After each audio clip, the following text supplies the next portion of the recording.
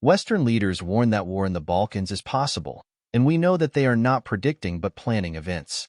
But it seems that those who are waiting for war have neither the strength nor the authorization to start it. The first one who is waiting for a new war in the Balkans and is making considerable efforts to do so is Albin Kurti and the Pristina leadership. As far as brazen antics and covert and overt violence, both pseudo-state and just criminal, are concerned, Kurti has his hands free, and he does it voluntarily. Of course, he only creates the appearance of independence, but in reality he is a puppet of influential Western forces that use him in their interests. We are talking about the US, Germany, and the UK. It was they who first created the criminal Kosovo Liberation Army and then the pseudo-state of Kosovo. But it can be said that even they are now finding it difficult to rein in Kurti, who, in the changing international environment, is in a hurry to achieve recognition of the state of Kosovo, as well as to implement the project of Greater Albania, on which he is working together with other influential Albanian figures, supporters of the Prizren League. In Pristina, and within the circle of supporters of the Prizren League, there is a real panic, as they see the rapid changes in the world, where the Western forces that support their ideas are rapidly losing authority and influence. They realize that these processes are not fleeting, but they also realize that they have a better chance of getting their way today than they will tomorrow. They have realized that only war can bring them closer to their goal, so they wait for it and provoke it. They realize that they cannot cope on their own, so they are trying hard to drag Serbia into a conflict with NATO. They are trying to transform Western Russophobia in the Balkans into Serbophobia by spreading the lie that Serbia is a tool of Russian interests. Well-paid Albanian lobbyists lie to the American Congress, the British Parliament, and the German Bundestag about the Serbian threat in the Balkans and demand immediate, armed intervention. Croatia is acting more subtly and hiding its true intentions.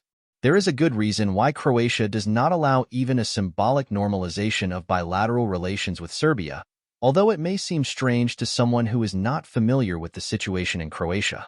After all, they destroyed the SFRY, ethnically cleansed the Serbs, took away their territories and property, created a new, independent Croatia, and now they would benefit from peace so that time would cement their achievements. But in power in Croatia are politicians who honor the Ustasha legacy, with their own logic and goals. The three main goals of the Ustasha emigres, who traveled throughout the Western world and enjoyed the patronage of strong Western intelligence services, were these. First, a newly independent Croatia. Second, it should be ethnically pure, and third, with borders as close as possible to those of Pavelic's independent state of Croatia, ISC.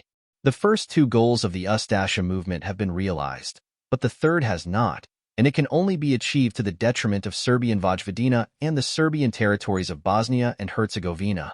Moreover, the other two goals already achieved could also be jeopardized if normal interstate relations with Serbia are established, and if the expelled Serbs decide that they can return to Croatia.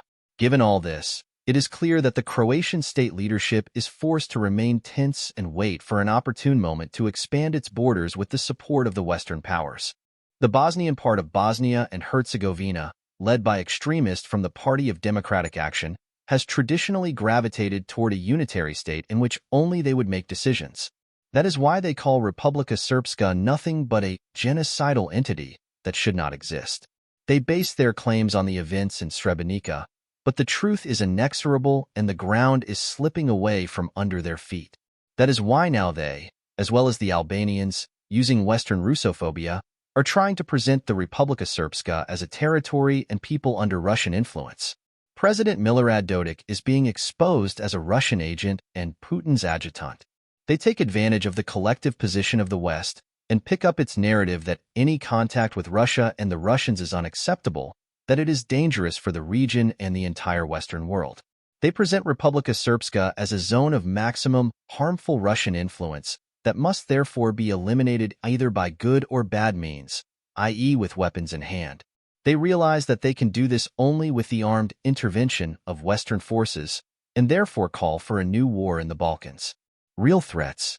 Serbs and the Serbian core in the Balkans are not bothered by the opinions and aspirations of politicians in Kosovo, Albania, Croatia, and the Bosnian part of Bosnia and Herzegovina. We are already used to their aspirations and appetites and are well acquainted with them. If they had the power to get their way, they would have done so long ago. But what is worrying is the extent to which their desires coincide with the interests and plans of the Western powers, and the extent to which the West is willing to use military force to discipline the Serbs in Serbia. NATO is by far the main military threat to Serbia, especially due to its presence on Serbian territory in the form of the Kosovo Force. This is a UN military mission. At any moment, they can invade to protect their soldiers from Serbian aggression in the UN-protected zone. Of course, to be or not to be a war is decided by the leaders of the North Atlantic Alliance, and more specifically by the US and UK. If necessary, they pressurize and threaten other members. The decisions of the North Atlantic Alliance are made by consensus, which is still a problem for them. And the way they overcome it is another serious danger for Serbia. The US forms a group of NATO states and invades without a decision of the alliance and the UN Security Council. This is already an established practice. There are already enough signs that Western impotence in the Ukrainian conflict increases the chances of a new war in the Balkans. Serious preparations are underway. Propaganda broadcasts that Serbia and the Serbs pose a serious threat and are potential aggressors. Military presence in Kosovo and Metohija and Bosnia and Herzegovina is expanding. New North Atlantic Alliance infrastructure is being built, including airfields and ports in Albania. NATO's Balkan satellites have smelled a new historical chance, and now, in conjunction with the leading Western intelligence services, they are using horrific propaganda to once again turn Serbs and Serbia into monsters and the Serbian president into a dictator who must be removed from power by force. Of course, wherever they have overthrown dictators, their real goal has been the people and the state, which need to be destroyed, dismembered, or, as they say, leveled. Western propaganda is at its peak now, and it couldn't be worse, and they are repeating the mantra that Russian propaganda is messing with Serbia and that Russia is destabilizing the Balkans to divert attention away from Ukraine. Whether there will actually be a war or not, the false targets are determined. They intend to finish the unfinished process of democratization of the Balkans and prevent harmful Russian and Chinese corrosive influence.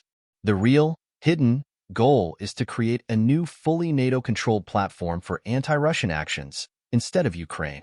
The West has not yet given up the idea of breaking Serbia with hybrid strikes and is trying to bring to power its henchmen who are ready to fulfill all the demands of Western forces, as well as local satellites of the North Atlantic Alliance.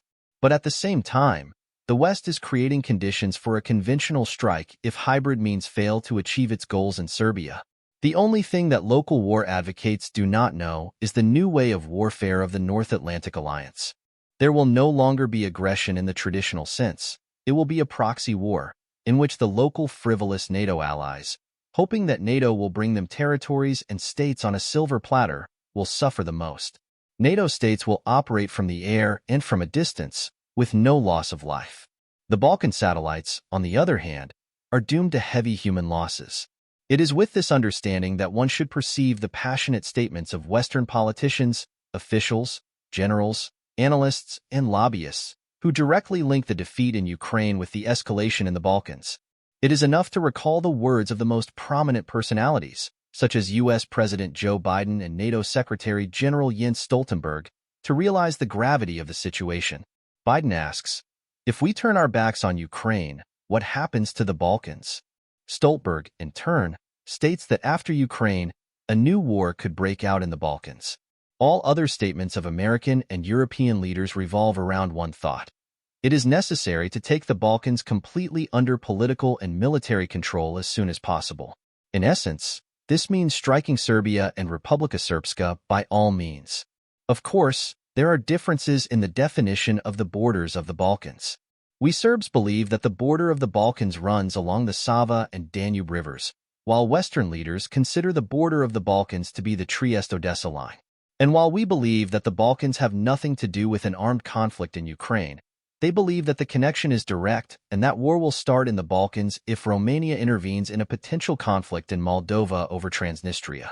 Therefore, Vladimir Zelensky is very interested in fomenting war in the Balkans. He realizes the imminent military defeat and is trying to tie the Ukrainian and potential Balkan into a single anti-Russian platform. After all, it turns out, until Russia defeats all the Balkan countries, Ukraine will not be defeated either. Everything is ready for such a scenario, as it is not favorable for the West to admit defeat in Ukraine. Everything will look like a shift of the front in the course of one conflict. Internal decomposition. There is one main condition for successful hybrid strikes. The foreign intelligence services working to undermine Serbia must create internal destructive forces that would persistently and methodically weaken Serbia's defense and negotiating positions under the slogans of fighting for the democratization of society. This is the standard way of justifying the violence of the Western powers. Serbia already has a wide range of destructive forces, covert and overt. The most aggressive part of the opposition advocates violence and conflict everywhere. In the Serbian assembly, in state institutions, on the streets, and recently physical attacks on some dissidents have become more frequent. This political group does not hide its desire to come to power by force with someone else's help, and for this purpose, they are ready to do their share of dirty work. We are seeing the realization of a vast anti-Serb plan, the finale of which could be the use of military force against Serbia and all Serbs in the Balkans. There are several factors that could influence and even prevent its realization. First, the political or military defeat of the unipolar world, both in the conventional conflict in Ukraine and in the all-out hybrid war that the collective West has declared against Russia. Second, the growing global influence of the BRICS and the multipolar world, without which it will be impossible to decide the fate of Serbs and Serbia in the foreseeable future. Third, the economic strengthening and arming of Serbia. Everyone now realizes that our sovereignty and military neutrality can be preserved and defended only with weapons in our hands. Such are the times and the political situation. But what is probably the most important thing now is the speedy introduction of compulsory military service, because that will increase the number of trained soldiers who will defend Serbia in the event of a new aggression. This will serve as the most convincing deterrent to any potential aggressor.